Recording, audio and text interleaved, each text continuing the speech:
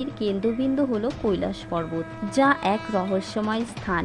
এখানে যারা যারা পৌঁছানোর প্রয়াস করেছেন তাদের প্রত্যেকেই একই অভিজ্ঞতার কথা বলেছেন। কেউ কেউ বলেছেন এখানে পৌঁছানোর পর মনে হয় স্বর্গে দাঁড়িয়ে মহাদেবকে দর্শন করছি।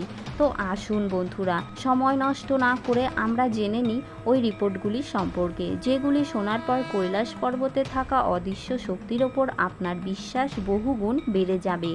নমস্কার বন্ধুরা, আমার চ্যানেলে নতুন হয়ে থাকলে চ্যানেলটিকে সাবস্ক্রাইব করে পাশের বেল আইকনটি ক্লিক করে একটি লাইক বাটনে ক্লিক করে কমেন্ট বক্সে সত্যিকারের মহাদেবের ভক্ত হয়ে থাকলে হর হর মহাদেব লিখে যাবেন। আপনারা সবাই জানেন যে কৈলাস পর্বত হলো পৃথিবীর কেন্দ্রবিন্দু।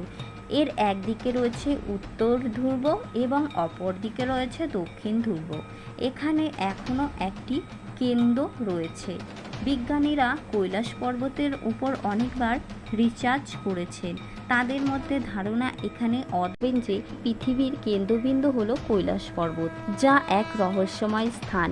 এখানে যারা যারা পৌঁছানোর প্রয়াস করেছেন তাদের প্রত্যেকেই একই অভিজ্ঞতার কথা বলেছেন। কেউ কেউ বলেছেন এখানে পৌঁছানোর পর মনে হয় স্বর্গে দাঁড়িয়ে মহাদেবকে দর্শন করছি।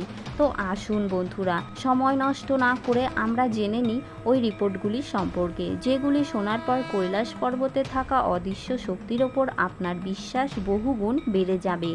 নমস্কার বন্ধুরা, আমার চ্যানেলে নতুন হয়ে থাকলে চ্যানেলটিকে সাবস্ক্রাইব করে পাশের বেল আইকনটি ক্লিক করে একটি লাইক বাটনে ক্লিক করে কমেন্ট বক্সে সত্যিকারের মহাদেবের ভক্ত হয়ে থাকলে হর হর মহাদেব লিখে যাবেন। আপনারা সবাই জানেন যে কৈলাস পর্বত হলো পৃথিবীর কেন্দ্রবিন্দু।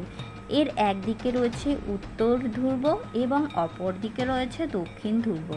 এখানে এখনও একটি কেন্দ্র রয়েছে। বিজ্ঞানীরা কৈলাস পর্বতের উপর অনেকবার রিসার্চ করেছেন। তাদের মধ্যে